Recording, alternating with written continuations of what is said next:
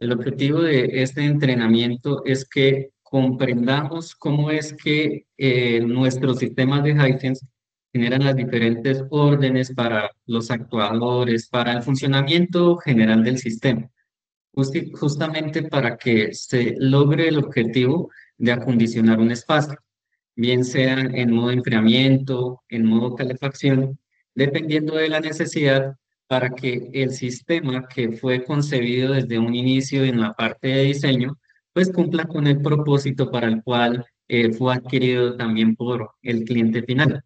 Entonces, me gusta iniciar con esta introducción hablando que todo aquel que conoce cómo funciona el sistema BRF en detalle va a lograr solucionar, por ejemplo, las fallas de una forma más rápida. También va a identificar que los parámetros de operación se encuentran dentro de un rango normal. Así que este conocimiento les permitirá tener la seguridad de que su sistema está funcionando correctamente y al mismo tiempo les permitirá entender qué es lo que está sucediendo. Entonces, vamos a ver diferentes temas. Inicialmente vamos a hablar de principios básicos porque siempre será importante que se hable de, sí, de esos principios básicos de aire acondicionado para que desde el concepto inicial, desde el concepto básico, comprendamos qué es lo que sucede al interior del sistema. Hablaremos de diferentes lógicas como la lógica de control general, la que es específica y que aplica tanto a unidades exteriores como a unidades interiores y finalmente, otras lógicas de control que también es importante que ustedes las conozcan. Vamos a empezar a hablar de principios básicos. Antes de que entremos al detalle de hablar de nuestro sistema PRF, nos gusta hablar de una analogía que podemos hacer con respecto al comportamiento del refrigerante al interior del sistema con el agua. Pensemos en que tenemos un recipiente como el que tenemos en pantalla, donde tenemos el agua en estado sólido. Vamos a empezar a recordar cuáles son los estados de la materia, donde tenemos sólido, líquido, gas y plasma. Y los que nos van a competir para el estudio del aire acondicionado van a ser solamente dos en esta presentación. Van a ser el estado gaseoso y el estado líquido. Volviendo al ejemplo del agua, la tenemos en estado sólido, ¿cierto? ¿Qué implica que esta agua es en estado sólido? Que su temperatura está en un valor inferior a 0 grados. Esta es la condición para que el agua mantenga este estado, ¿cierto? Ahora, nos vamos a hacer la pregunta de qué debe suceder para que cambie de estado nuestra agua que se encuentra dentro de ese recipiente. Todos sabemos que fácilmente si aplicamos una fuente de calor sobre este recipiente, lo que va a suceder es que va a comenzar a aumentar la temperatura de esa sustancia, que en este caso es el agua, y va a llegar hasta un punto donde esa temperatura va a permitir que haya un cambio de estado. Tenemos ya el cambio del estado sólido al estado líquido, donde estos cubos de hielo comienzan a derretirse y comenzamos a observar que en ese recipiente ya empieza a aparecer el agua en estado líquido. Pero no vamos a detenernos en esta parte del proceso. Vamos a seguir aplicando calor sobre este recipiente y justamente vamos a empezar a ver qué sucede. Creo y considero que todos hemos hecho el ejercicio en nuestros hogares de tomar también un recipiente con agua en estado líquido y aplicar una fuente de calor a través de la estufa, utilizando gas natural o gas propano, dependiendo de lo que tengamos en nuestros hogares. Lo que empezamos a ver es que comienza a aumentar su temperatura y después de eso vemos que sucede un fenómeno. Sabemos que no es de forma instantánea, toma un tiempo que comience a aumentar esa temperatura. Eso depende de la fuente de calor que esté utilizando y la cantidad de la llama que se esté aplicando sobre el recipiente. Lo que va a suceder es que comienzan a aparecer burbujas en el agua. Este fenómeno lo que me está indicando es que se va a producir nuevamente un cambio de estado. Nuestra agua que se encuentra en estado líquido va a empezar a transformarse a estado gaseoso o a vapor. Entonces, a través de este ejercicio que hemos hecho, entendemos que el agua pasó por diferentes fases o estados de la materia, ¿verdad? Para comprender qué fue lo que sucedió, simplemente aplicamos calor. Esa fuente de temperatura nos ayudó a que se cambiara el estado del agua. Ya entendemos este concepto claramente. Y ahora vamos a pasar a otros dos conceptos donde hablamos de calor sensible y calor latente. Cuando hablamos de calor sensible, tenemos un cambio en la temperatura, tal cual como el que sucede al inicio, cuando teníamos, por ejemplo, el agua a -20 °C, o cuando después que sucedió el cambio de estado del sólido a líquido, comenzó a incrementarse solamente la temperatura, no observamos ningún cambio de estado. Por el otro lado, está el calor latente, donde es evidente que se produce el cambio de estado. Entonces, entendemos estos dos conceptos, donde el calor sensible nos indica que hay un cambio en la temperatura, tal cual como tenemos aquí en esta parte, que estoy señalando en pantalla, y también el calor latente, bueno, y por otro lado, el calor latente, que es el que muestra el cambio de estado de esta sustancia que es el agua. Entonces, bueno, hago un pequeño paréntesis, escribe Carlos Antonio Morales en el chat que alguien se desea, quiere ingresar a la capacitación, por favor compártale el mismo enlace que llegó a su correo y puede acceder sin ningún problema. Al final también se puede registrar. Entonces, cerramos el paréntesis y continuamos. Hablamos del agua. Ahora nos vamos a trasladar a una sustancia que es el refrigerante y es el que nos compete para el estudio de nuestro sistema BRF y entender qué es lo que sucede con él. Me gusta mencionar que este señor o esta sustancia es la protagonista en nuestro sistema de aire acondicionado, ya que a medida que está viajando comienza a producirse una serie de cambios justamente para que se logre el acondicionamiento del espacio. Vemos en pantalla dos refrigerantes, algunos de los, bueno, o los más conocidos en el caso de nuestros sistemas BRF. Sabemos que en el mercado existen otro tipo de refrigerantes para otro tipo de aplicaciones y que incluso ya está incursionando el R32. Sin embargo, no es tema de nuestra capacitación, puesto que los sistemas BRF, resalto el BRF que continuamos aún distribuyendo, utilizan el refrigerante R410A. En su momento, en el futuro, cuando ya estemos comercializando nuestros sistemas BRF con R32, pues ustedes serán invitados a una capacitación como esta donde explicaremos todos estos detalles. Para el día de hoy hablaremos de nuestros sistemas que utilizan refrigerante R410A, para hacer la claridad. Entonces, la generación anterior utilizaba un refrigerante puro, una sustancia pura, el refrigerante R22. Sin embargo, lo que sucedía con este tipo de sustancia es que al evacuarla al medio ambiente se nos estaba generando un daño en la capa de ozono, daño que aún permanece y pues que si no se toman las medidas necesarias, pues nuestro planeta definitivamente va a seguir sufriendo diferentes daños debido a nuestras malas prácticas como humanidad. Entonces, debido a estos daños que generó el R22, pues se dio el siguiente paso al R410, donde tenemos una sustancia combinada de dos elementos, que serán el R32 y el R125. Entonces, es importante considerar que nuestros equipos trabajan con este tipo de refrigerante y que se debe mantener en la misma proporción 50% de estas dos sustancias al interior del sistema. ¿Eso qué quiere decir? Que si sucede una fuga, bien sea por un accidente, bien sea por un sabotaje o algo por el estilo, lo que vamos a hacer es que tenemos que garantizar que el refrigerante que se va a contener dentro del sistema está equilibrado totalmente. Actualmente no se conoce una forma de poder medir este refrigerante en su proporción, así que la mejor forma de garantizar que el sistema va a operar bien es recuperando el refrigerante completo y utilizar refrigerante nuevo. Hablo para el caso de fugas, puesto que vamos a desconocer cuál va a ser esa proporción que permanece en el sistema después de que se produjo el evento. Adicionalmente, vamos a tener en cuenta que nuestros sistemas BRF trabajan también junto con el refrigerante el aceite, ¿verdad?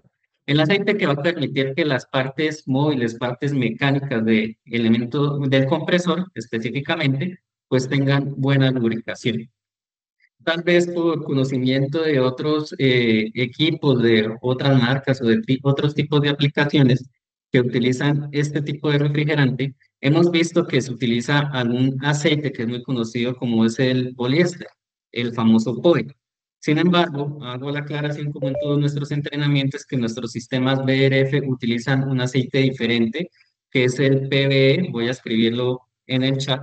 Si quieren pueden buscar en internet más detalles sobre este aceite, polivinil de viscosidad 68. Ustedes pueden encontrar detalles sobre este aceite de diferentes distribuidores. Digamos que Hisense no es el único que distribuye este aceite. Así que si en el futuro llega a presentarse algún tipo de trabajo que requiera intervención del sistema y añadir aceite, por ejemplo, pues vamos a saber que el que se utiliza es el PBE, el polivinilo. Vamos al siguiente paso donde vamos a hablar del ciclo básico de refrigeración. Es importante que partamos de este lugar, que entendamos qué es lo que sucede. Tenemos cuatro elementos básicos en pantalla. El primero va a ser el mecanismo de expansión con la válvula de expansión electrónica.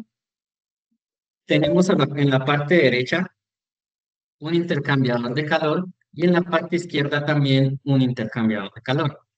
En la parte inferior vamos a tener nuestro compresor. Vamos a partir hablando del modo enfriamiento.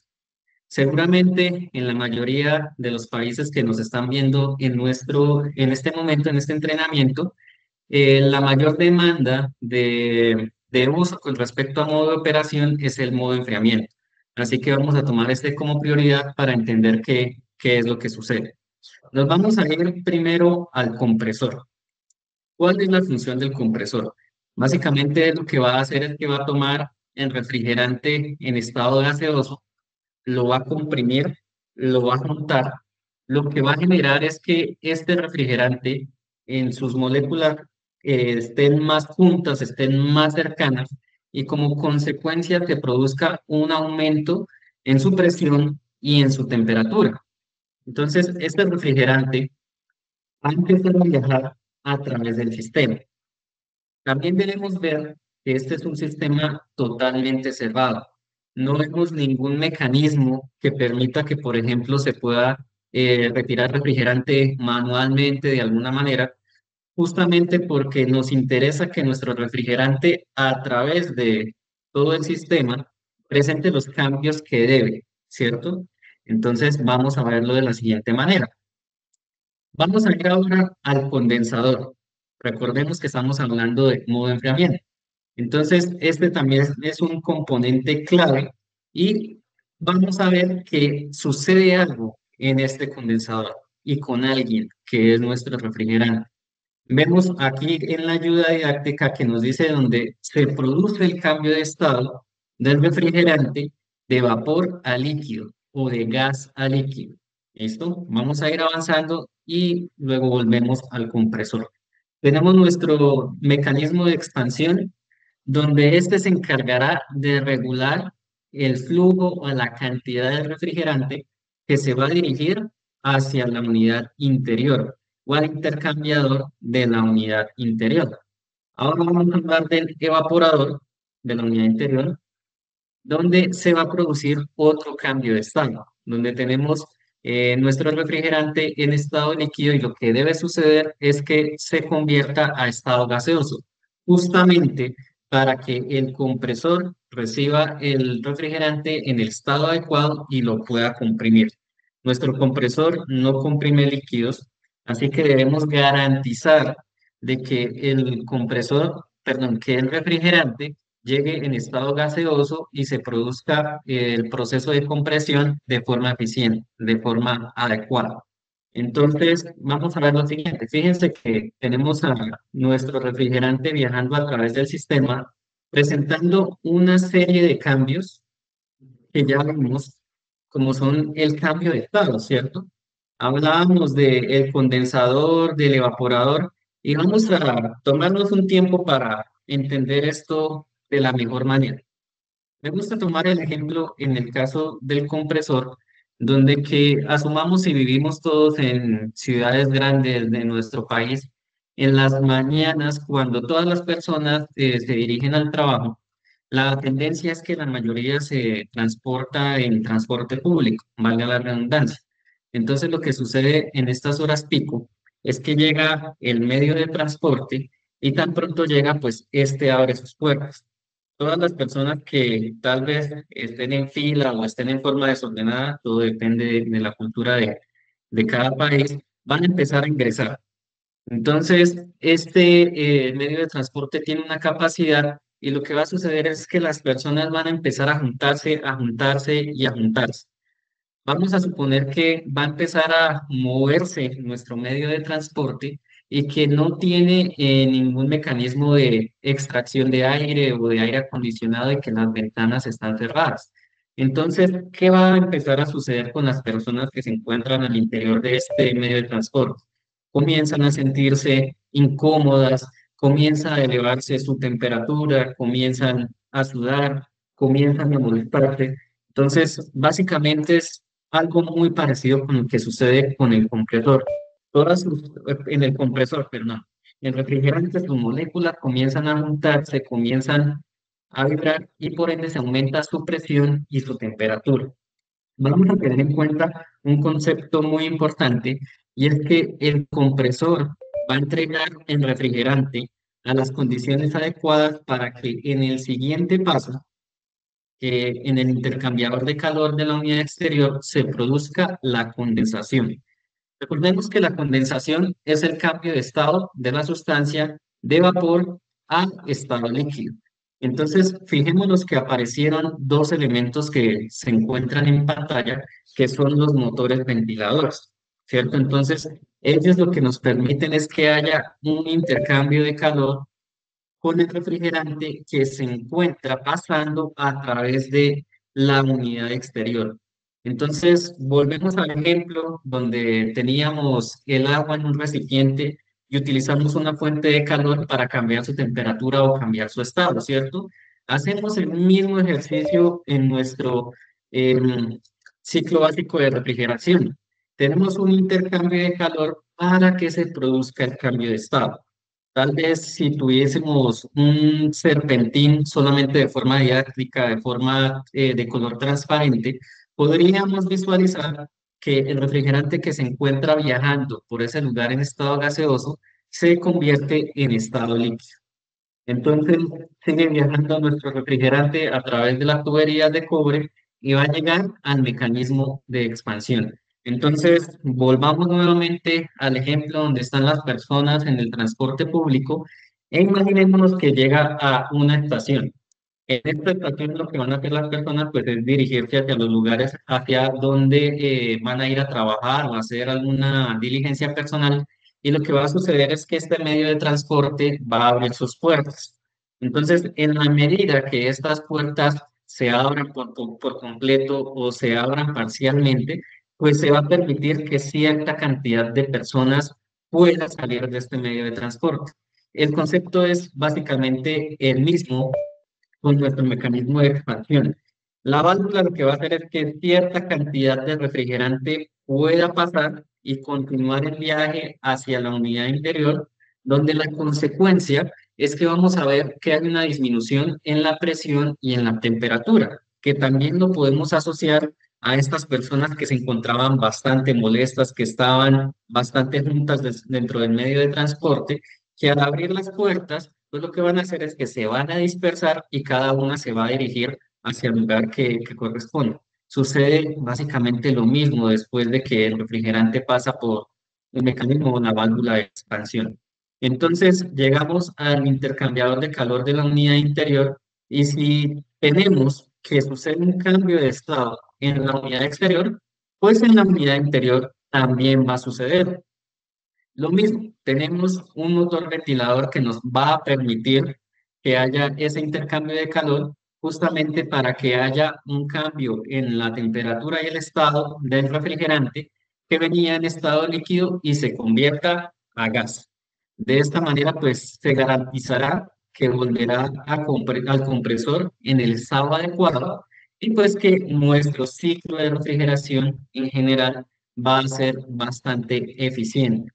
Entendiendo este concepto básico, nos podemos trasladar pasos más adelante a entender qué es lo que sucede en cualquiera de nuestras unidades exteriores o incluso de nuestras unidades interiores.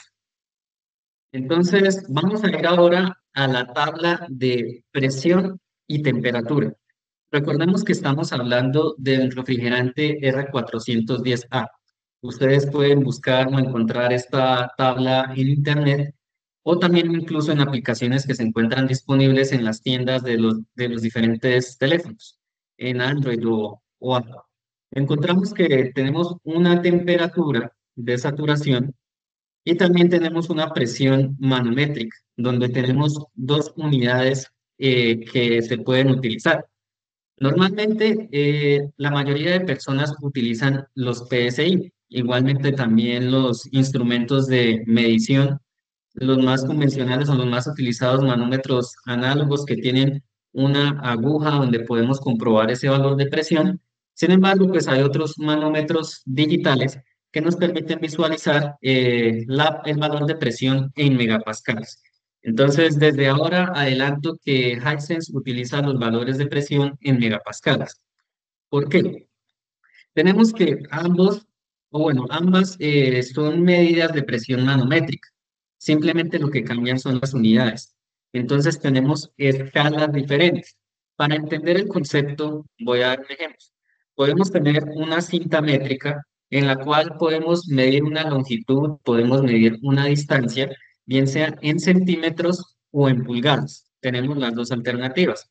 Ahora traslademos el concepto a presión, donde podemos hablar de PSI, que serían las pulgadas, y podemos hablar de megapascales, que serían los centímetros.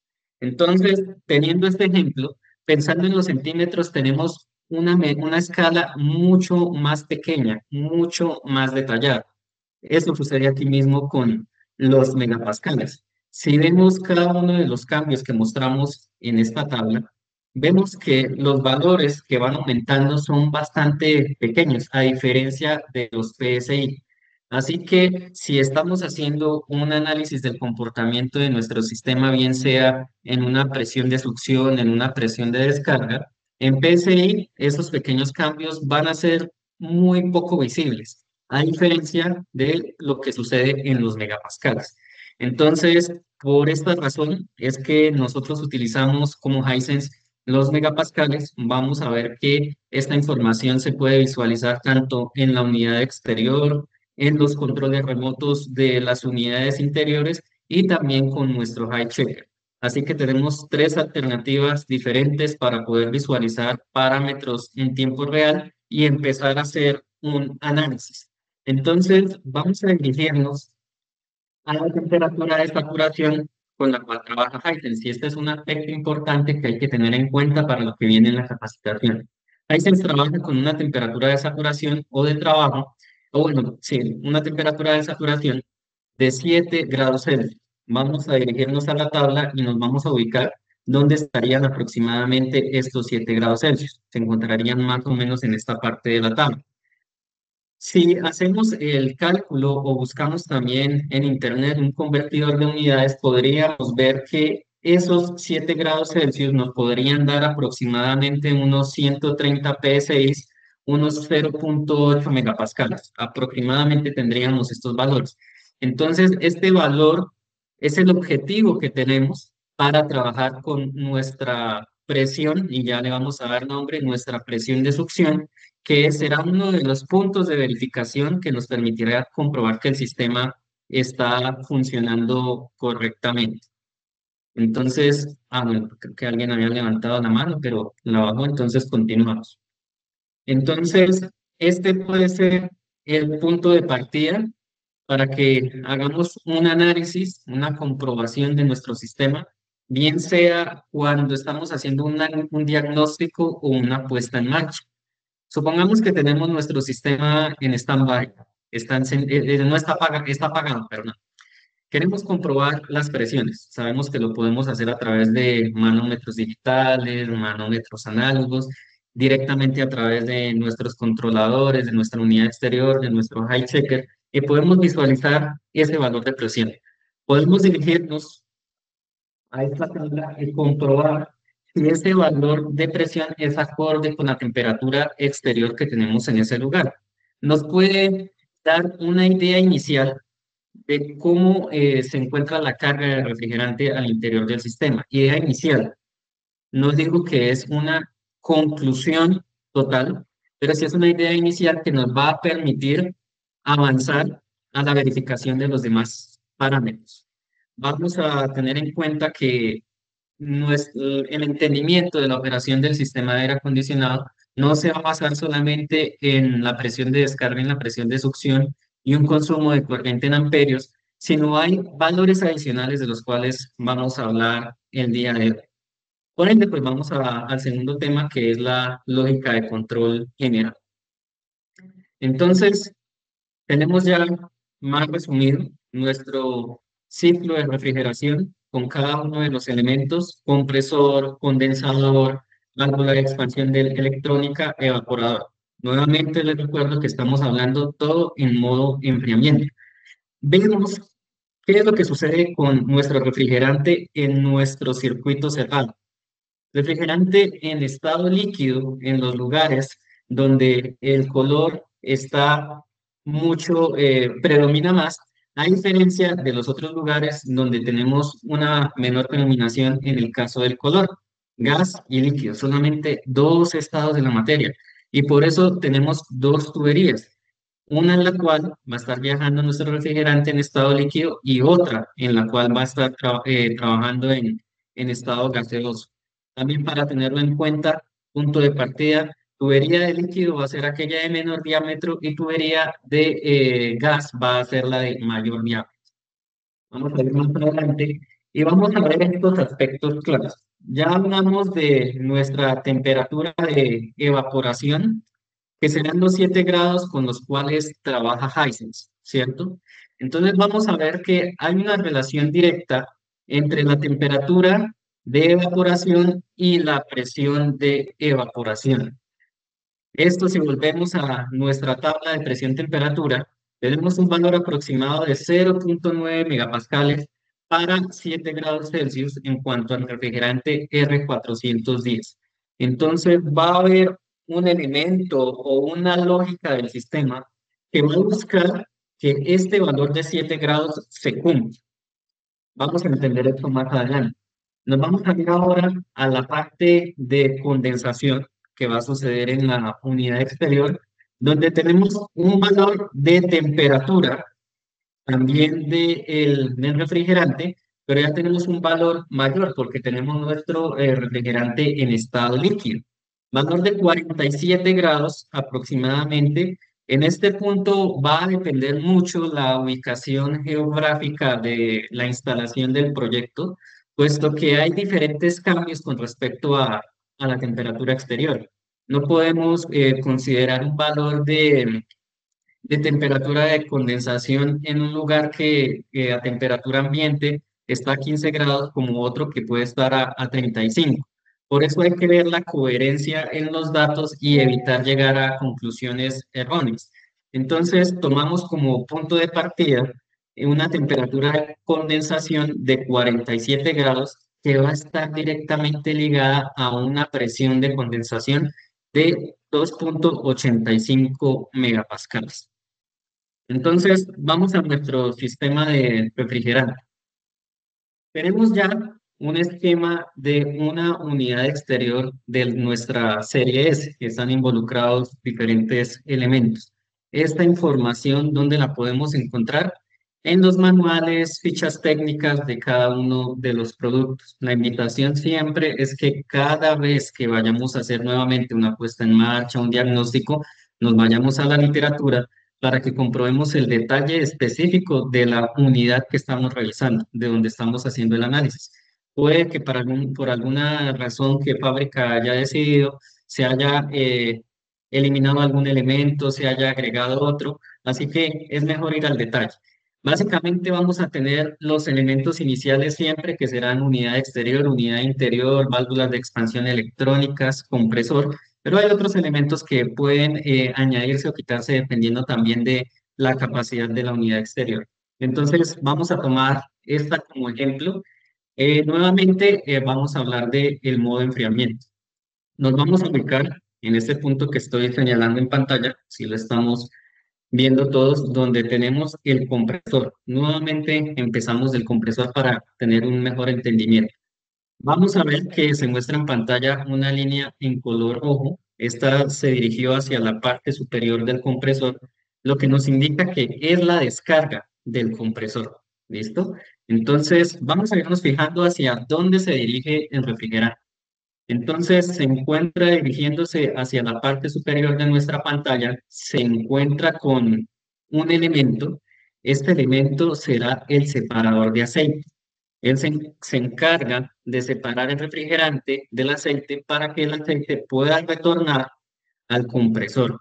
Nos interesa que nuestro compresor esté bien lubricado siempre y que opere correctamente. Entonces, hacia la parte superior se va a dirigir el refrigerante y ya sea la parte inferior va a regresar el aceite. Ahorita volvemos a retomar el tema del aceite. Nos encontramos en un punto donde está una válvula de 4 vías. Este elemento lo que va a permitir es que se direccione el flujo de refrigerante dependiendo del modo de operación que se haya seleccionado. ¿Cuál modo de operación estamos hablando desde el inicio de nuestra capacitación? Perdón, el modo de enfriamiento. ¿Qué quiere decir? Que entendemos hacia qué lugar se va a dirigir nuestro refrigerante. Entonces, tenemos nuestro compresor y una temperatura de descarga de 90 grados Celsius. Esta puede ser una temperatura bajo un escenario normal, pero esto tiene que ser acorde con el funcionamiento del compresor. Me explico. Nuestros compresores son inverter. ¿Qué quiere decir? Que tienen la posibilidad de aumentar o disminuir su frecuencia. Entonces, no sería coherente que un compresor trabaje a muy baja frecuencia y esté demasiado caliente. Seguramente algunos de ustedes ya han vivido esta situación y saben cuál es la respuesta a este tipo de situaciones. Por ahora no lo vamos a hablar, vamos a verlo más adelante. Entonces, estos valores, como decía previamente, son una guía, pero debemos interpretar qué elementos están asociados a cada uno de estos parámetros para entenderlo correctamente. Tomamos como guía una temperatura de descarga de 90 grados Celsius. ¿Quién va a ese valor de temperatura? El refrigerante. Ahora se dirige hacia el condensador o hacia la unidad exterior. Fíjense que apareció otro elemento que es nuestro sensor de presión de descarga o sensor de presión de alta.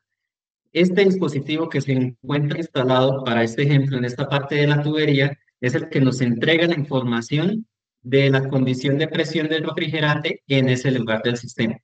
Ahora, ¿qué va a suceder?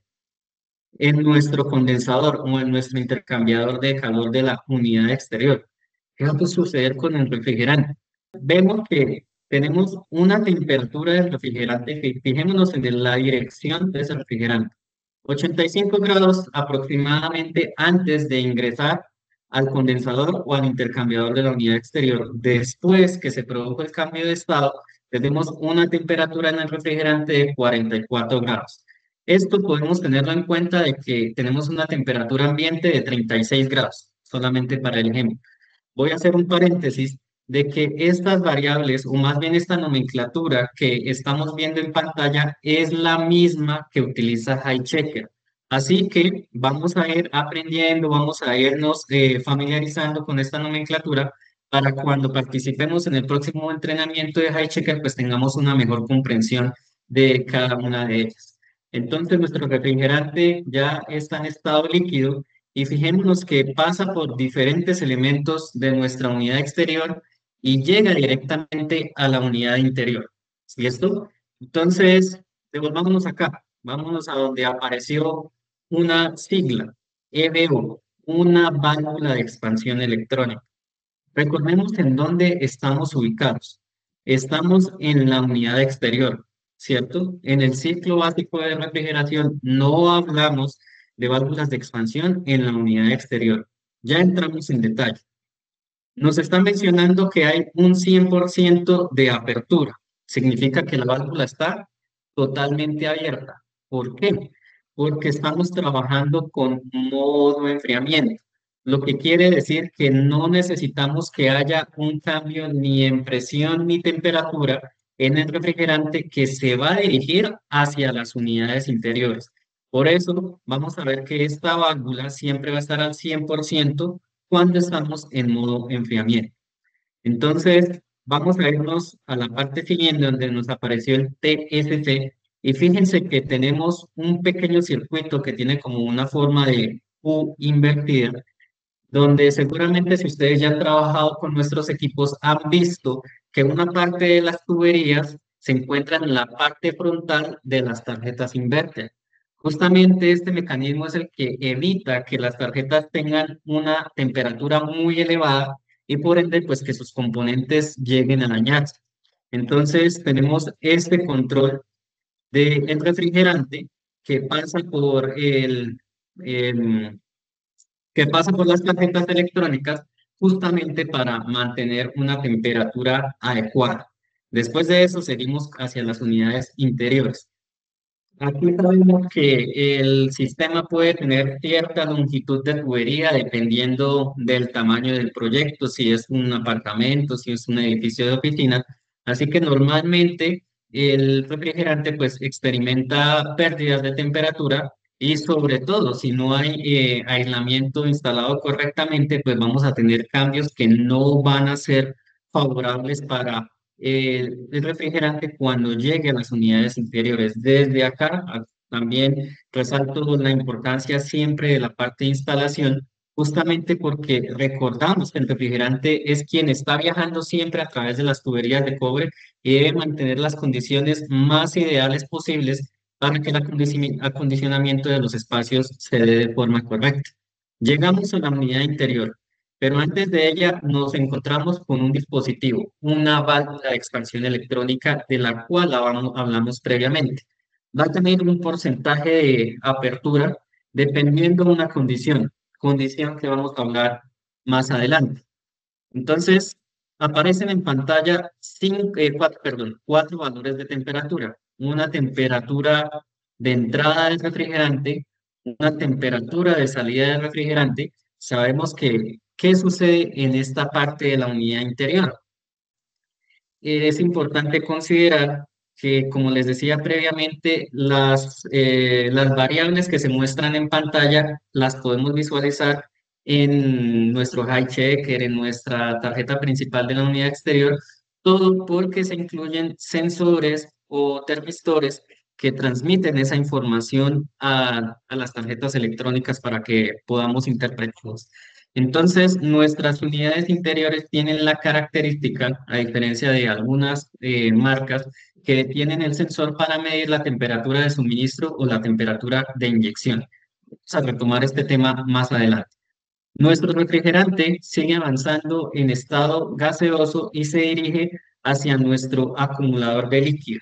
Entonces, esta protección, como bien lo dije, es protección, previene que a nuestro compresor llegue el refrigerante en estado líquido. Sabemos que puede llegar a producirse un daño si ingresa líquido a nuestro compresor. Así que en este acumulador lo que se hace es que se separa el refrigerante líquido del refrigerante gaseoso para que solamente se dirija el refrigerante en estado gaseoso al compresor. ¿Listo? Ahora, esta es una protección de la cual no hay que abusar porque como todo elemento tiene una capacidad. Así que bajo ciertas condiciones de operación, como por ejemplo se me ocurre de que haya una o varias unidades interiores con válvulas de expansión electrónicas averiadas, lo que va a suceder es que no se va a evaporar el refrigerante y va a llegar mucho líquido aquí al acumulador. Entonces hay que prevenir bajo cualquier circunstancia, pues, de que este dispositivo llegue a superar su capacidad. Nuestro sistema tiene protecciones adicionales, claro que sí, como lo vamos a ver en la lógica que viene más adelante. Sin embargo, el entendimiento de todo lo que sucede al interior del sistema nos va a ayudar a comprender y a ejecutar las acciones necesarias para evitar que esta condición suceda. Vemos el retorno de aceite, del cual hablábamos al inicio, donde tenemos nuestro separador de aceite, justamente para garantizar que el compresor no quede sin lubricación. Hay una conexión directa que no se muestra aquí, pero que lo que va a hacer es que desde el acumulador se va a separar también el aceite que se va a dirigir directamente hacia el compresor. Y por último, tenemos una válvula de bypass que lo que nos va a ayudar es a proteger el sistema en caso de que se produzca un incremento no deseado o una disminución no deseada en presión de descarga o presión de succión respectivamente. Se ejecuta la lógica de protección, pero si la condición se mantiene, entonces el equipo va a reiniciarse, la válvula de bypass va a abrirse y lo que va a hacer es que las presiones se van a igualar, tal cual como sucede cuando se apaga el equipo y se mantiene en stand-by o en modo reposo. Vamos adelante y vamos a hablar ahora del diagrama de control. Hemos entendido cómo funciona la parte mecánica de nuestro sistema, pero ahora vamos a pasar a la parte electrónica, donde es esta la que dirige todo el sistema. Es importante por esta razón que las señales que se reciben y asimismo que se envían se ejecuten de forma correcta. En la parte izquierda de la pantalla tenemos nuestra unidad interior y en la parte derecha tenemos la unidad exterior. Todos sabemos que tanto unidad interior como unidad exterior tienen tarjetas electrónicas, ¿cierto? Vamos a ubicarnos en la de la unidad interior. Hay una tarjeta principal, una tarjeta a la cual puede estar conectado un control remoto. Sabemos que este es un accesorio opcional. Se puede elegir si conectarlo o no a la unidad interior. Sin embargo, desde la tarjeta principal se van a recibir señales de termistores o sensores que hablábamos previamente, cuyo propósito, ¿cuál es? Detección de temperatura. El switch de flujo, agregamos ya otro elemento como es la bomba de condensados para evacuar el agua que se encuentra en la bandeja de las unidades interiores. Control de temperatura del motor, si es que hay alguna condición que genere que el motor esté recalentándose. Fíjense que tenemos condiciones de entrada. Ahora tenemos unas condiciones de salida. ¿Qué quiere decir? Que basado en las señales que se reciben en la tarjeta principal de la unidad interior, se van a enviar unas órdenes hacia ciertos actuadores o dispositivos para que ejecuten ciertas acciones. Tenemos la válvula de expansión electrónica, que sabemos que va a abrir o cerrar en un porcentaje de apertura. Tenemos el ventilador de la unidad interior, que también puede variar su frecuencia, lo que quiere decir que puede girar más rápido, girar más lento. Y la bomba de drenaje, que como lo decía previamente, su objetivo es evacuar el agua que se encuentra en la unidad interior. Ahora nos vamos a dirigir a la unidad exterior. Tenemos una tarjeta principal. Todos siempre vamos a dirigirnos allá porque vamos a hacer las conexiones, vamos a hacer verificaciones para solución de fallas, así que también vamos a comprender su lógica. Tenemos también señales de entrada, al igual que en las unidades interiores, que me permiten, o le permiten más bien, detectar temperatura, detectar valores de presión, detectar señales de interruptores de presión por si se genera una condición anormal en presiones de alta o baja, y todo esto se interpreta en la tarjeta principal para que se envíen las señales a las válvulas de expansión electrónicas, válvulas solenoides, válvulas solamente que son on-off, no son válvulas proporcionales, las resistencias del cárter del compresor justamente para que el compresor esté a la temperatura adecuada y opere, perdón, el aceite del compresor esté a la temperatura adecuada y opere correctamente. La válvula de 4 vías también para que este direccione el flujo de refrigerante dependiendo del modo de operación que se haya seleccionado. Y también aparece un elemento adicional, que es la tarjeta inverter, la tarjeta inversor. Esta tarjeta lo que permitirá será enviar la señal tanto de control como de potencia para elementos como el compresor o compresores, dependiendo la capacidad de la unidad exterior, y al ventilador o ventiladores también, dependiendo de la unidad exterior. Entonces, fijémonos que todo es una agrupación de elementos que debe comunicarse constantemente.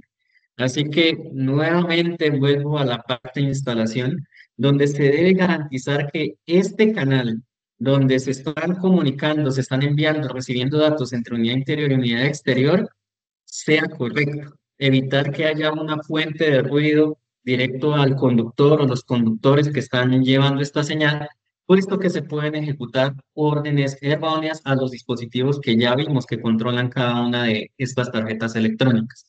Ahora vamos a hablar de la lógica en las unidades exteriores. Aclaro que esta aplica desde las unidades exteriores de más baja capacidad, nuestro mini BRF, hasta nuestras unidades exteriores de gran capacidad, nuestra serie S y nuestra serie S5 que llegará próximamente. Entonces, vamos a hablar de algunos métodos de protección y el control de alarma. Vamos a entender cómo es que la unidad exterior y su tarjeta principal actúan bajo ciertas condiciones. Entonces, vamos a ir a la primera condición. Entonces, la unidad exterior va a presentar una alarma de forma inmediata si es que se presenta una anomalía y puede durar un periodo de tiempo. Entonces, para entender, por ejemplo, se accionó el interruptor de alta presión, una condición que generó que la presión de alta se incrementara de forma excesiva hasta el límite donde se activó este interruptor de alta presión. El objetivo es proteger el sistema, ¿cierto? No es que se siga incrementando esa presión y que se llegue a generar algún daño como rotura en las tuberías, un daño en una válvula de expansión electrónica. Hay que prevenir eso bajo cualquier circunstancia. Entonces, el equipo se alarma de forma inmediata. Como vimos en nuestro curso de solución de fallas, hay diferentes niveles y también hay diferentes formas en que nuestra unidad exterior interpreta la situación que está sucediendo en el momento. En este ejemplo, actúa de forma inmediata, se detiene por completo el sistema, no puede seguir operando. Vamos al segundo ejemplo. Entonces, ¿qué va a suceder? La unidad se detiene y luego vuelve a intentar operar después de que se produce la anomalía. Entonces, tomemos como ejemplo de que la temperatura de descarga, vamos recordando la nomenclatura, es demasiado baja. Entonces, se ejecuta esta lógica donde el equipo se apaga, se reinicia y comprueba si esta condición que se produjo previamente persiste. Si persiste, lo que va a suceder es que el sistema va a reiniciarse y va a reiniciarse. Esto va a suceder en 3 intentos y si la condición no cambia, pues nos va a aparecer el código de alarma. Recordemos siempre que el equipo necesita de nuestra ayuda. Él nos va a mostrar la información, pero nosotros debemos saberla interpretar para poder generar una acción correctiva que evite que esa anomalía persista, que se siga manifestando. Vamos al tercer ejemplo, donde tenemos intentos ilimitados de reinicio. El equipo se apaga, opera en ocasiones ilimitadas, como por ejemplo donde hay una condición de temperatura exterior que es demasiado alta. Pensemos en un ejemplo de instalación donde no se considera un espacio adecuado para la unidad exterior. En algunas verificaciones no permiten que se instalen las unidades exteriores en la parte superior del edificio o en la terraza o incluso en el primer piso, sino que tiene que instalarse en un cuarto por piso, en una ubicación especial. Entonces no se utiliza el mecanismo para poder evacuar el aire caliente hacia el exterior, sino que hay una recirculación de aire en ese lugar. Eso lo que hace es que se incremente la temperatura en ese lugar, que no haya una eficiencia adecuada en el sistema y pues que el equipo encienda y apague, encienda y apague. Entonces, veamos que esta puede ser una condición que debemos interpretar donde no hay un código de error, no hay un código de falla que me esté, que permanezca, que persista, y puede que lleguemos a una mala interpretación sin habernos dirigido al lugar para identificar qué es lo que sucede. Recordemos que ese análisis siempre lo vamos a hacer considerando de forma específica el lugar. no vamos a ir solamente a las unidades interiores, sino que debemos tener una visual de la ubicación de las unidades exteriores, de cómo fue que se instalaron las tuberías, porque en algunas ocasiones fallas de instalación suceden y no se interpretan fácilmente si no se dirige al lugar donde se produjo el error. Hablemos del cuarto elemento. Entonces, ahora hablemos de que hay una comunicación anormal entre la unidad exterior y las unidades interiores. Se perdió la comunicación por alguna razón. Entonces, cuando vuelve y se restablece, la unidad exterior vuelve a enlazar esa unidad interior para poderla operar. Se realiza un reinicio para que se pueda operar. Recordemos que una de las funciones que tiene nuestro sistema de aire acondicionado es que se pueden apagar, y resalto apagar haciéndolo desde el control remoto o desde, bueno, control remoto cableado o inalámbrico y después desenergizar o ir a un punto de desconexión. El sistema interpreta que esa unidad está en mantenimiento, no hay alarma, pero es diferente cuando mi unidad interior está en operación y yo la desenergizo o la desconecto de algún punto. Aquí tenemos una condición. Si la, y vamos a hablar nuevamente, estamos hablando de lógica de operación. El sistema está funcionando. La unidad interior tiene su válvula de expansión que está en cierto porcentaje de apertura. La desenergicé. Esta válvula de expansión va a quedar en el lugar en el cual está operando porque perdió su fuente de energía.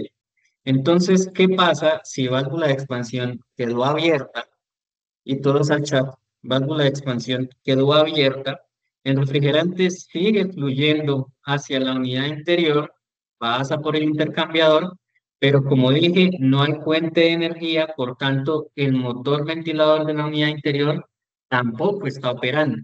Por eso, cuidado con las prácticas cuando vamos a intervenir una unidad interior. Siempre vamos a hacerlo de forma segura. Apagamos y desenergizamos, pero no vamos a desenergizar si es que la unidad está operando en ese momento. Vamos a hablar ahora de elementos clave, como mencionábamos en nuestro ciclo básico de refrigeración, como es el compresor. Si tenemos en cuenta nuestra serie S, tenemos un compresor de tipo scroll o caracol, pues que toma cierta cantidad de refrigerante y cambia sus condiciones de presión y temperatura. Ya hemos hablado de eso. Ahora vamos a entender cómo es que este compresor aumenta o disminuye su frecuencia, sus revoluciones de giro. Hay una condición especial. Hablábamos de la temperatura de evaporación de 7 grados Celsius. ¿La recuerdan? Les decía que la tuviéramos presente. Esta es la temperatura que Hisense tiene predeterminada para operar en sus sistemas BRF. Ahora, una función especial para nuestras unidades de descarga vertical, eso quiere decir las que tienen los ventiladores en la parte superior, es que se puede cambiar su temperatura de evaporación de 2 grados a 11 grados Celsius. Hay que tener cuidado con el uso de esta función si no se tiene conocimiento de cuáles van a ser las consecuencias de seleccionarla. Por ejemplo, que se disminuya la temperatura de evaporación, lo que va a generar es que elementos como el compresor vayan a frecuencias más elevadas y por ende el consumo sea mayor. Todo esto debe ser coherente y debe entenderse con la situación real que está ocurriendo en el proyecto. Si desde la fase de diseño, desde la fase de selección, la capacidad que se consideró para ese sistema es la adecuada, no va a ser necesario utilizar esta función. Bajo ciertas circunstancias, puede que se presenten cambios donde se añadieron equipos y el sistema lo permita por su porcentaje de diversidad, pues se podrá utilizar esta función. Sin embargo, la recomendación es que cuando deseen usarla, pues también tengan nuestro acompañamiento para asegurarse pues de que eso sea lo más adecuado para mejorar o mantener un comportamiento ideal en su sistema. Entonces, fijémonos que este va a ser un valor objetivo, lo vamos a tener presente, un valor objetivo que es el compresor quien debe alcanzar siempre. Entonces, tengamos en cuenta, el compresor va a trabajar en base a esa temperatura de evaporación. que va a estar ligada, ya sabemos, a una presión de evaporación. Recordamos cuál es ese valor de presión que equivale a esos 7 grados Celsius, por allá en las diapositivas iniciales, 0,9 megapascales. Entonces, el compresor va a variar su frecuencia, aumentando o disminuyendo, para alcanzar un valor de presión de 0,9 megapascales. Otros valores que vamos a tener en cuenta, nuestra frecuencia de arranque es de 13 Hz, lo que quiere decir que es un arranque bastante suave. Y veamos la variable que aparece también en la parte inferior de la pantalla, que será la demanda. Nos familiarizamos con que esta demanda será la que va a tomar la tarjeta principal de la unidad exterior y le va a enviar la señal al compresor para que éste aumente o disminuya su frecuencia. Bueno, tenemos una pregunta, permítanme un momento, le doy la palabra. Gracias a todos ustedes por estar atentos. Permítanme un momento, por favor, para poderles dar la palabra. Que alguien nos levantó la mano. Creo que, bueno, la persona bajó la mano. Si va a participar, por favor, la mantiene levantada para poder darle la palabra. Entonces, volvemos acá. Entonces, nuestro compresor aumenta o disminuye su frecuencia teniendo como objetivo el valor de presión de baja, 0,9 megapascales, aproximadamente 130 PSI. Puede que algunos fabricantes utilicen otra. En la de forma específica, Hisense utiliza estos valores. Entonces, son los que vamos a buscar cuando estemos haciendo análisis de parámetros de operación. Tenemos también información de la frecuencia máxima que puede alcanzar cada uno de nuestros compresores, dependiendo la capacidad de cada una de las unidades exteriores, de la redundancia. Capacidades de 8 HP, 10 HP, todo esto con respecto a la serie L. Entonces, siempre la invitación es a verificar los manuales técnicos para comprobar en detalle cuál es ese rango de frecuencia de la unidad con la cual se está trabajando. Si por un lado teníamos el compresor que trabaja en función de la presión de baja, ahora tenemos el motor ventilador de la unidad exterior que trabaja en función de la presión de alta y también en función de la temperatura ambiente. Recordemos que este es otro elemento que varía su frecuencia. ¿Qué quiere decir? Que aumenta o disminuye sus revoluciones por minuto bajo ciertas condiciones. Entonces, tenemos una presión de alta objetivo, nuevamente el objetivo, de aproximadamente 2,7 megapascales. Entonces aquí viene el punto que hablábamos en la primera pregunta que nos hacía el compañero de Panamá, donde tenemos una condición de presión de alta que va a depender de la temperatura exterior.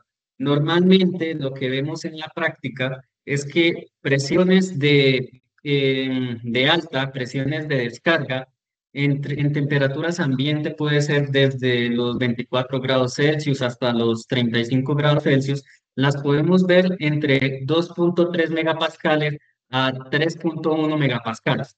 ¿Sí? Entonces, esto debe ser coherente con la temperatura ambiente. Entonces, ¿ahora qué sucede? El motor de nuestra unidad exterior va a aumentar sus revoluciones si es que la condición de presión se eleva o la condición de temperatura exterior. ¿Qué quiere decir?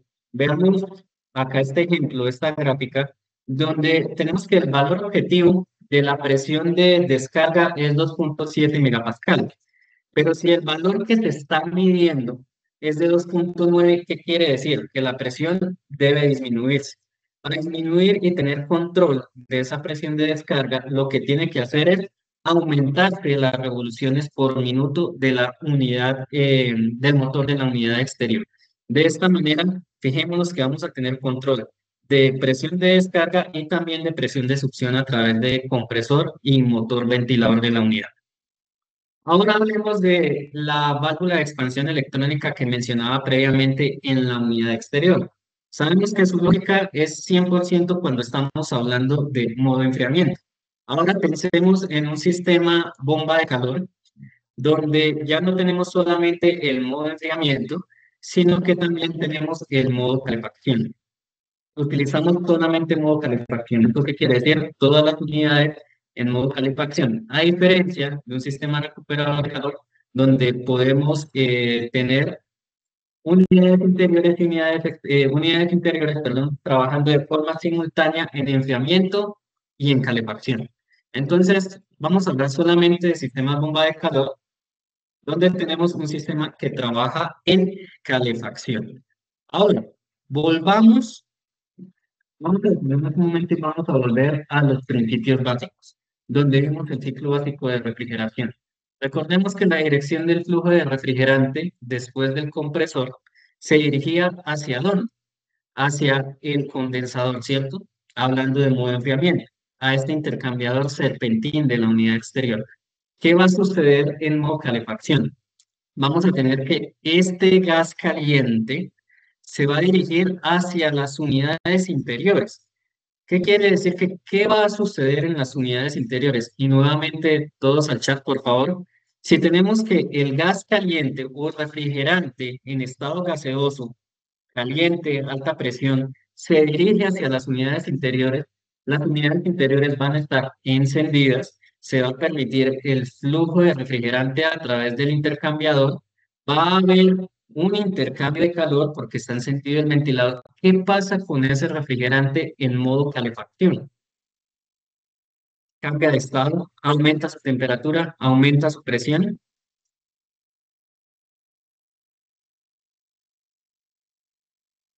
Entonces, todos atentos al chat. Entonces cambia de estado. Muy bien. Y ahora vamos a tener un estado de gas a líquido, pero en la unidad interior, donde se está produciendo la condensación. Por eso me he escuchado hablar que utilizo los términos unidad interior y unidad exterior, porque en un inicio desconocemos el modo que está predominando en ese momento. Puede ser enfriamiento o calefacción. Bajo el modo calefacción, el proceso de condensación se genera o se ejecuta en la unidad interior. ¿Listo? Entonces, por eso, para que entendamos bien la terminología. Entonces, ahora volvemos a la presentación y hablamos del modo calefacción. Entonces, ¿qué va a pasar en la unidad exterior? Si en la unidad interior tenemos condensación, ¿qué tenemos en la exterior? Evaporación. Y entendemos del modo enfriamiento que para que se produzca la evaporación debe haber un elemento que es una válvula de expansión que permita que haya un cambio en la condición de refrigerante para que se produzca pues la evaporación. Justamente es esta válvula que tenemos en la unidad exterior. Entonces, esta va a operar dependiendo del sobrecalentamiento que haya en la unidad exterior. Y hablemos del término sobrecalentamiento o superheat, que seguramente ustedes ya lo habrán escuchado. Entonces será básicamente la diferencia entre la temperatura de entrada de la unidad exterior, hablando del refrigerante, y la temperatura de salida. Diferencia simplemente es una resta. El valor objetivo será 5 grados. Entonces, a través de este valor objetivo de 5 grados, se le va a enviar la señal a la válvula de expansión para que aumente o disminuya su apertura. La idea es que la cantidad de refrigerante que está pasando por la unidad exterior se evapore correctamente, que se aproveche toda la superficie del serpentino del intercambiador para que el cambio de estado sea eficiente. Vamos adelante.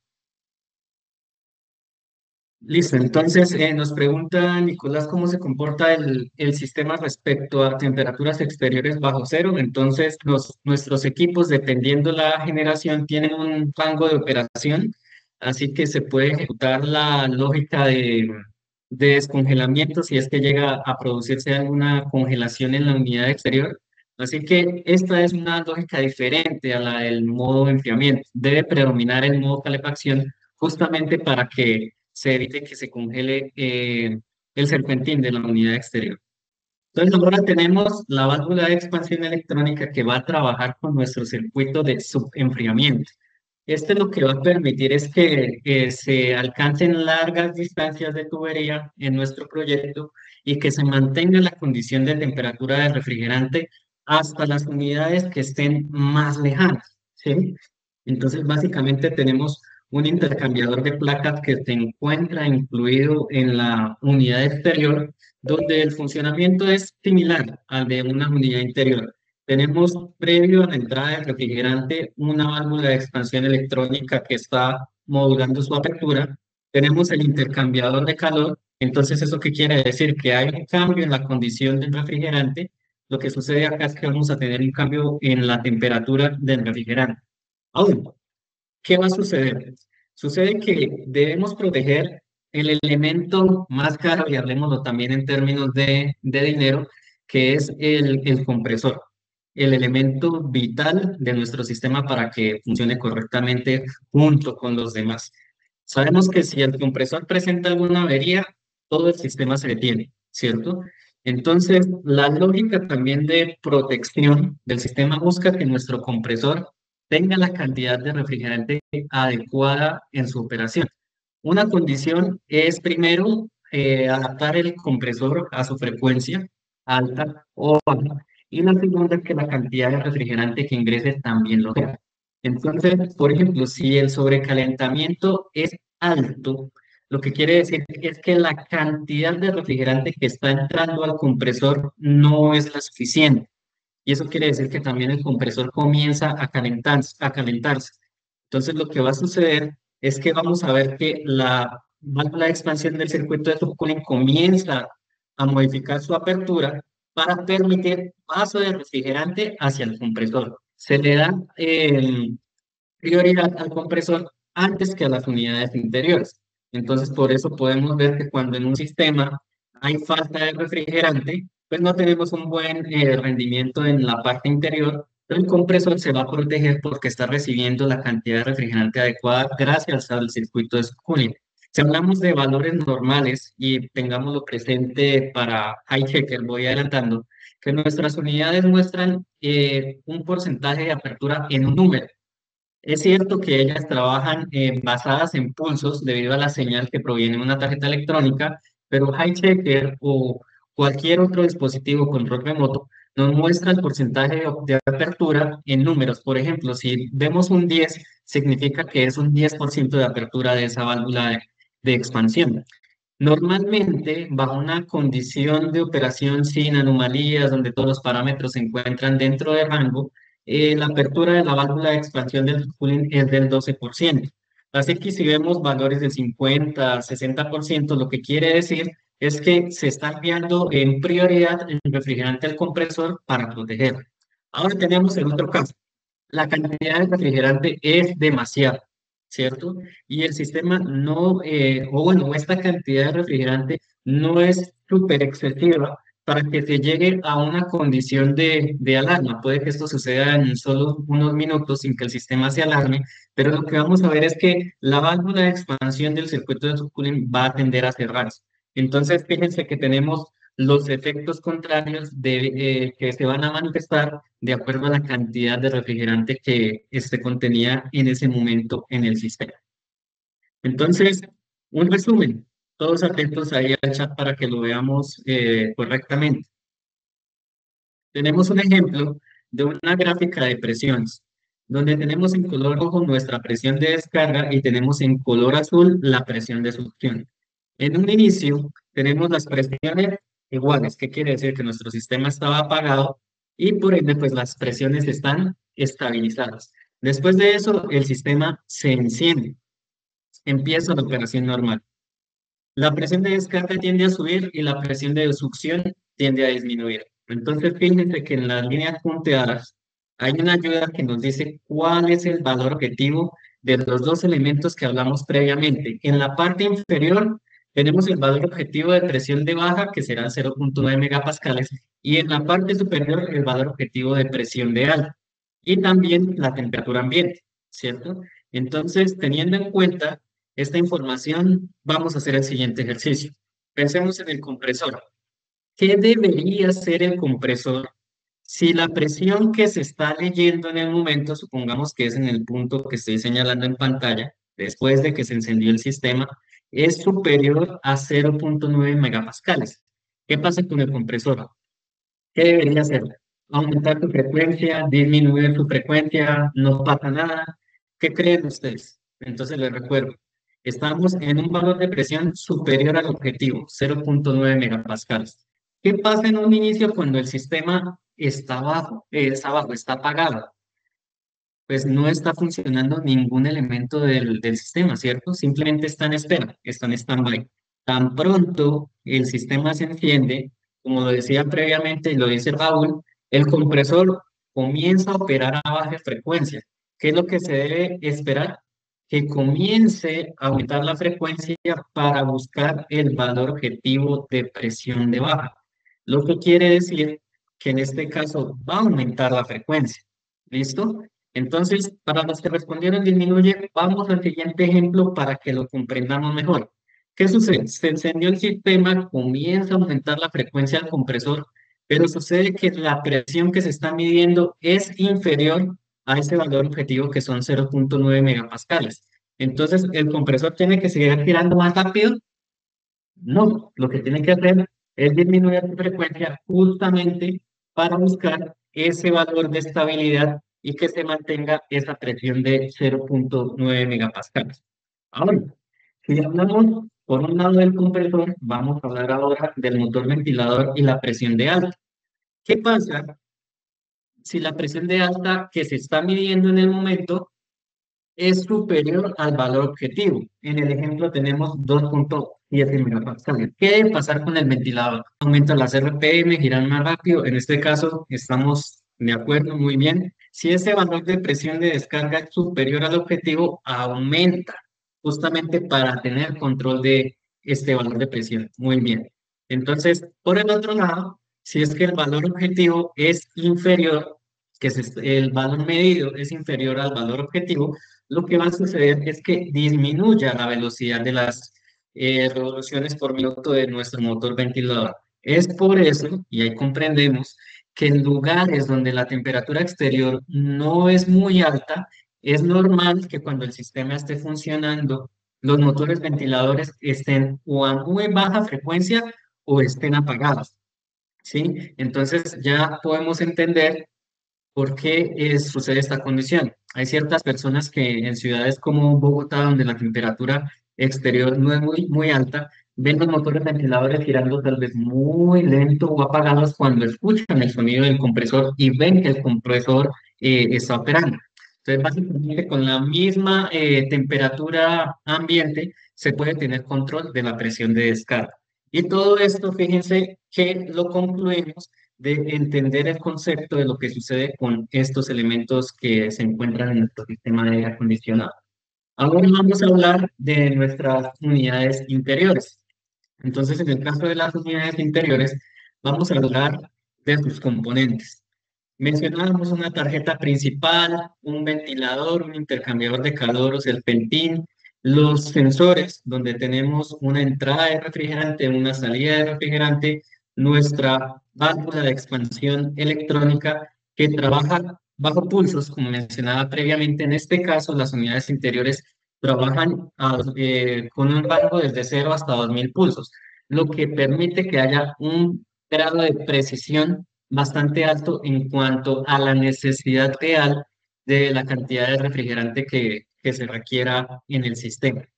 Tenemos válvulas de expansión como estas que tienen la forma de revisarlas en su mecanismo para ver si se desplaza verticalmente, tema que vimos en nuestro entrenamiento de solución de fallas. Y vamos a hablar de nuestra lógica de operación de las válvulas de expansión electrónica. Entonces, vamos a la gráfica que tenemos en la parte izquierda de la pantalla. La unidad interior se energiza. Vamos a considerar esa condición inicial. Entonces, ¿qué va a pasar con la apertura de la válvula de expansión? Se va a cerrar, totalmente cerrada, y luego se vuelve a abrir. Ejecuta siempre ese comando. Energice la unidad interior. Se abrió totalmente la válvula de expansión, se cerró totalmente y queda en modo espera. En esta parte, la válvula, o bueno, más bien, la tarjeta principal de la unidad interior va a comprobar si hay comunicación con la unidad exterior. Si la hay, lo que va a suceder es que se va a cerrar nuevamente la válvula de expansión y va a quedar en modo espera para que se encienda y comience a modular esa apertura dependiendo de la necesidad propia de la unidad interior. Samuel, voy a avanzar porque, y ahorita le doy el tiempo para que podamos participar. Entonces, fijémonos que aquí hay un aspecto claro. Entonces, en este punto que estoy señalando en pantalla, la unidad interior está energizada y la válvula de expansión está en espera. Va a ver si hay comunicación con la unidad exterior. ¿Qué quiere decir? Si no hay comunicación con la unidad exterior, la válvula de expansión va a quedar abierta. Y también entender esta lógica nos va a permitir utilizarla bajo una condición de solución de fallos. Por ejemplo, puede ser alguna de las preguntas que ustedes tengan en pantalla. Se requiere hacer un proceso de prueba de presión o vacío bajo una reparación porque se cambió una unidad interior, se produjo una fuga, cualquier situación que se les ocurra.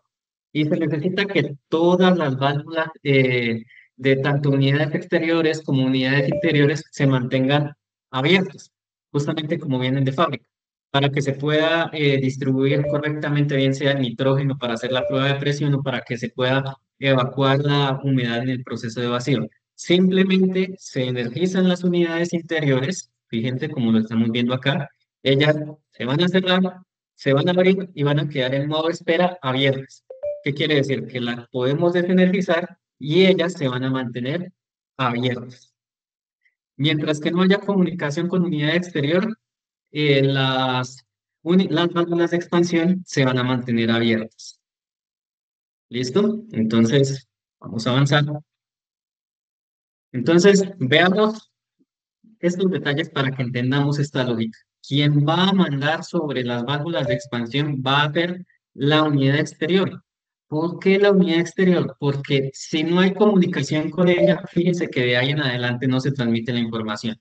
Entonces, ok, el requerimiento es que la válvula de expansión abra el 15%. Se le envía la señal ¿a quién? A la tarjeta principal de la unidad interior. Y esta a su vez le envía la señal a la bobina, el dispositivo, para que ésta accione el dispositivo mecánico de la válvula de expansión. ¿Listo? Y ahí vemos el paso a paso para que se ejecute correctamente ese 15%. Pero entonces, ahora veamos un ejemplo. La misma tarjeta de la unidad exterior envió la señal del 15%, pasa por la unidad interior en su tarjeta principal, pero la bobina tiene algún daño, está rota o tiene algún daño en su cableado y la transmisión de esa señal, de ese voltaje que debe accionar el mecanismo de la válvula de expansión, no se ejecuta. ¿Qué quiere decir? Que el mecanismo no se va a mover, la válvula se va a mantener en ese valor. Entonces vamos a comprobar siempre que el valor de la apertura de la válvula de expansión sea coherente.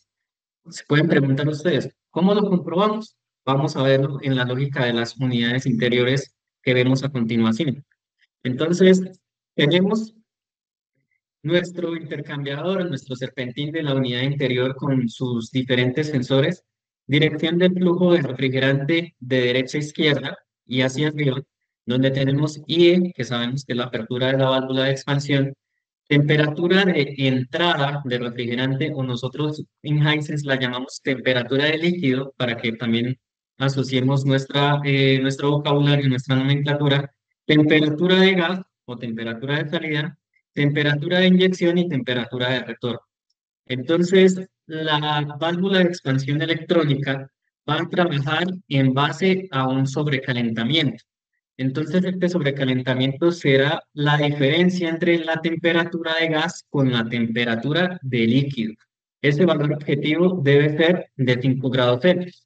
Lo que quiere decir que si el valor que se está midiendo en ese momento y se está recibiendo a través de la tarjeta principal de la unidad interior es superior a 5 grados Celsius, entonces se va a enviar la señal para que la válvula de expansión aumente su apertura. Por el lado contrario, si es que este sobrecalentamiento es muy bajo, porque hay, por ejemplo, una carga de refrigerante excesiva, tanto que no se alcanza a evaporar ese refrigerante líquido, si es que estamos hablando en modo enfriamiento, entonces lo que va a hacer para tener control de la cantidad de refrigerante es disminuir su apertura.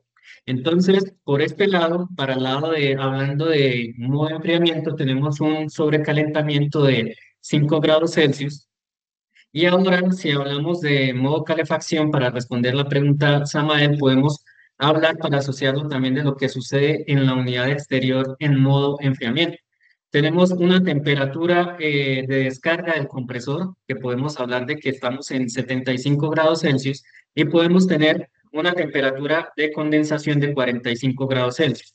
Entonces tenemos en este ejemplo una recta, una diferencia de 30 grados Celsius. Vamos a verla más adelante para de pronto los que nos perdimos en este concepto. Entonces, este valor de sobrecalentamiento o subcooling, dependiendo desde donde lo veamos, dependiendo del modo de operación, sería para modo de calefacción en las unidades interiores de 30 grados Celsius. Ahora vamos a hablar de la lógica de la bomba de drenaje. ¿Cómo es que actúa esta? Porque sucede que es el error más común, porque se manifiesta y se considera en muchas ocasiones que es otra la causa del problema en el sistema de aire acondicionado. Entendamos cómo es que opera nuestra bomba en la unidad interior. Vamos a empezar en un estado donde la unidad interior está apagada. ¿Qué sucede después? El usuario la enciende para que entendamos este gráfico. Siguiente elemento, tenemos el flotador de la bomba de condensado, que simplemente es un interruptor encendido o apagado que me está indicando que el nivel del agua contenida dentro de la bandeja de la unidad interior, pues ya sobrepasó cierto nivel. Entonces, en una condición normal, el switch de flujo viene en estado normalmente cerrado, o ese flotador viene normalmente cerrado. Entonces, en una condición normal, nuevamente repito, la bomba de agua cuando se enciende en la unidad interior va a operar durante 20 segundos en modo enfriamiento. ¿Listo?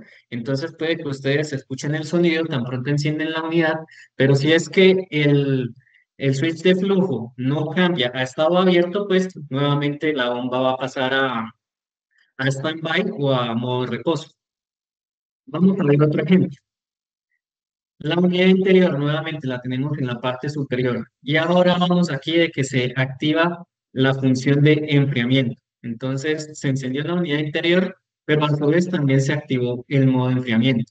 Entonces, cuando ya estamos hablando de que es el modo frío el que se activa, entonces la bomba de condensados va a trabajar durante 3 minutos y 50 segundos. Entonces, si el switch de flujo no cambia de estado, entonces la bomba de drenaje o la bomba de condensados, pasados 3 minutos y 50 segundos, va a volver a apagarse y va a quedar en stand-by. La condición base que va a hacer que se active nuevamente nuestra bomba es el cambio de estado en el switch de flujo, en ese flotador. Si es que este cambia a estado abierto, nuevamente durante 3 minutos y 50 segundos va a operar justamente esperando que el agua contenida en esa bomba de condensados se evacúe correctamente. Entonces, este proceso se hace repetitivo a medida que se va elevando el nivel de el agua contenida en la unidad interior. Ahora, si es que hay una condición como por ejemplo de que el drenaje está instalado con una pendiente invertida y el agua se está devolviendo, pues entenderemos de que el equipo sí ya se va a alarmar y esto no va a ser o no vamos a concluir que es que el flotador está dañado o la bomba está dañada, porque es justamente una condición de instalación. Entonces, cuando lleguemos a ver un código de error como puede ser el 01, que nos está indicando que es una situación relacionada a la bomba de drenaje, no vamos a concluir de forma inmediata que es esta la que está dañada, sino que debemos considerar todos estos aspectos que acabo de mencionar. Ahora, veamos el otro elemento. O bueno, la otra condición, más bien, cuando la unidad interior está apagada. Estando apagada, el nivel de agua se aumenta por alguna condición, bien sea que, por ejemplo, está retornando líquido porque se desenergizó la unidad y la válvula de expansión quedó abierta cuando la unidad estaba encendida, ya hablamos de esto. ¿Qué va a suceder con el switch de flujo? Va a activarse justamente para que se evacúe esta agua. ¿Listo? Siempre vamos a verificar todas estas condiciones del drenaje para evitar que hayan anomalías. Tenemos este resumen que ustedes lo pueden utilizar incluso para el análisis de funcionamiento del sistema de recomendación que lo lleven a sus puestas en marcha, a sus diagnósticos, justamente para que analicemos valores de presión, valores de temperatura tanto en unidad exterior como en unidades interiores. Estos valores deben mantenerse estables en un periodo de tiempo. ¿Con qué me refiero en un periodo de tiempo? De que sí es válido de que nosotros tomemos un pantallazo o analicemos una condición en un instante tomando una fotografía, pero sabemos que debemos analizar durante un tiempo no menor a una hora que este sistema se mantenga estable y sus condiciones también. Todo esto lo vamos a ver en nuestra presentación de HighChecker, entonces cordialmente invitados a la próxima capacitación. Y en pantalla, pues como decía, tenemos el resumen de los aspectos clave que acabamos de mencionar. Vamos a hablar en la última parte de nuestra presentación de otras lógicas de control importantes, que una será la del control de retorno de aceite. Recordemos que siempre el compresor debe estar bien lubricado para que sus partes móviles superen correctamente y que evitemos algún daño. Siempre hay que prevenir que este elemento llegue a presentar alguna avería. Entonces, si la frecuencia del compresor baja durante el funcionamiento, o sea, supongamos que es una condición de una carga térmica no muy alta, pero aún así es requerido el funcionamiento del sistema, el compresor perfectamente puede estar trabajando a una frecuencia de 15 Hz, de 20 Hz. Entonces, lo que se va a ejecutar es la lógica de control del retorno de aceite, donde el compresor aumentará su frecuencia justamente pues para que sus partes móviles se puedan lubricar, para que el retorno de aceite se logre efectivamente y pues va a ser una condición que se ejecuta donde el sensor de nivel del compresor va a indicar, listo, ya estamos a las condiciones adecuadas, no es necesario mantener esta condición de frecuencia para que las unidades interiores operen correctamente. Se ejecuta durante un tiempo, puede ser 2 minutos como lo que está mencionado en el ejemplo y después vuelve a su condición normal.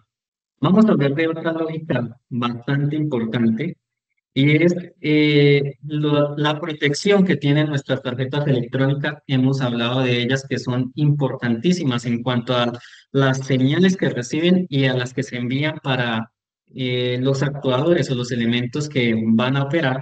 Entonces, todas nuestras tarjetas electrónicas tienen estos fusibles. Estos son muy diferentes a los que encontramos de vidrio normalmente, donde estos lo que hacen es que estos de vidrio, me refiero a los de vidrio, estos actúan en cuanto se presente un pico de voltaje, ¿cierto? Una condición anormal en el suministro eléctrico de la red comercial. Ahora tenemos otro tipo de fusibles que son estos de color café, que están en todas nuestras unidades interiores y exteriores. Entonces, bueno, el tipo de comunicación de los sistemas Hisense para Henry, vamos respondiendo la pregunta de inmediato, es protocolo interno RS485, comunicación Hisense. Utiliza dos conductores donde hay comunicación bidireccional, transmisión y recepción de datos.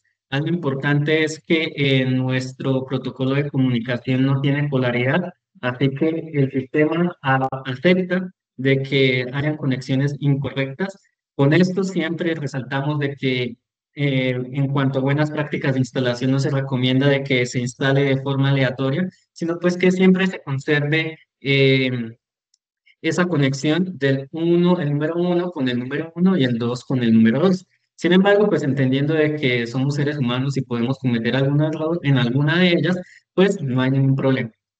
El sistema no tiene ningún problema en cuanto a la polaridad. Entonces, volviendo acá a la tarjeta, tenemos estos fusibles de acción rápida que lo que permiten es que se proteja la tarjeta en la parte de comunicación si es que se conecta de forma incorrecta la potencia.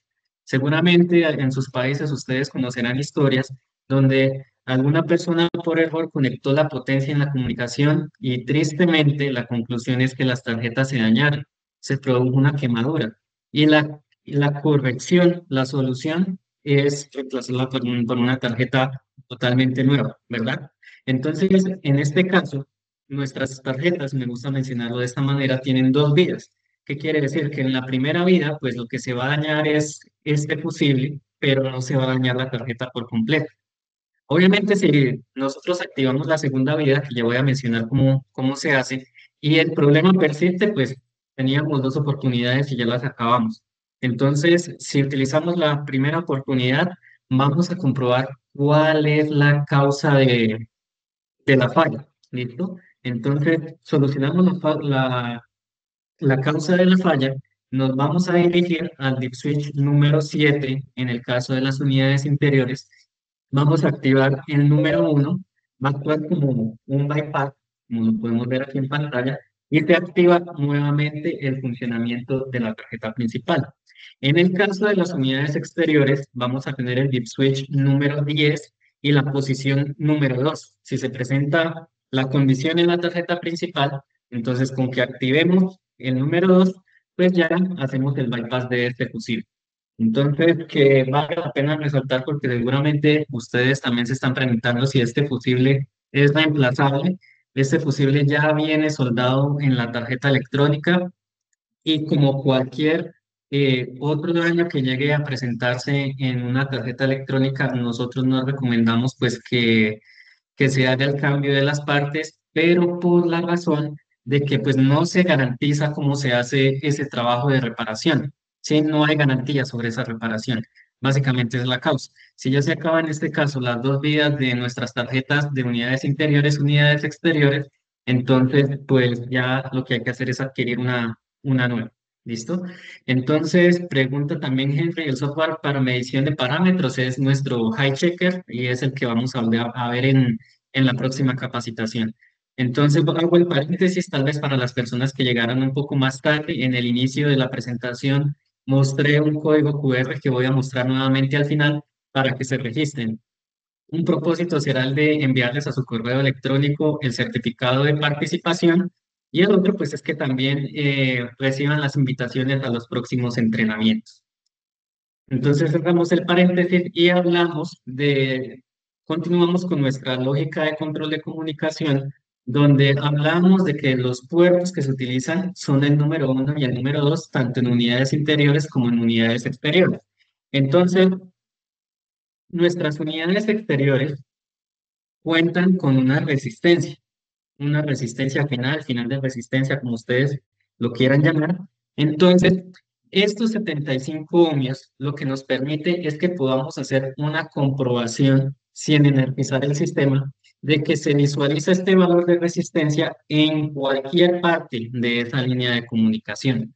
Entonces, podemos hacer una verificación detallada si es que hay algún punto de conexión en alguna de las unidades interiores está floja o se pierde.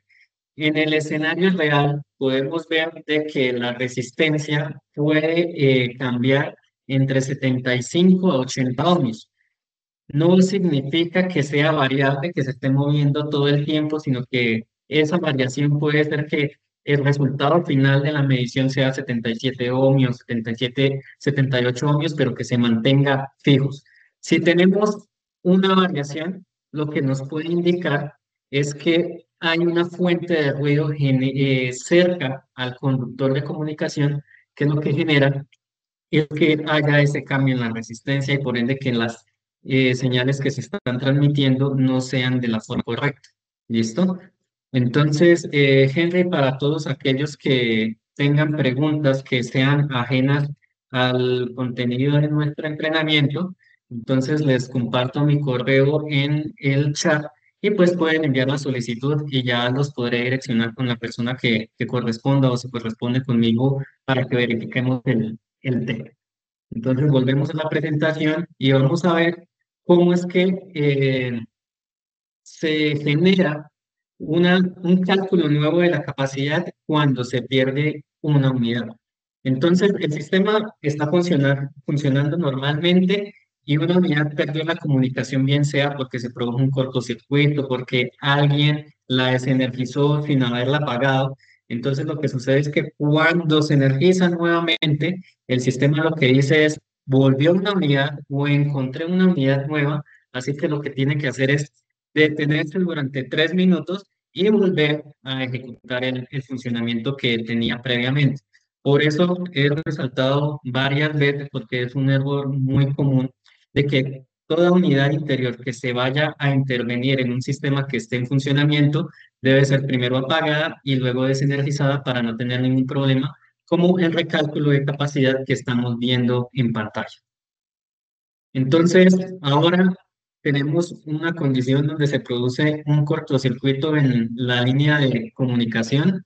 Entonces, pues sabemos que la condición de resistencia final va a cambiar.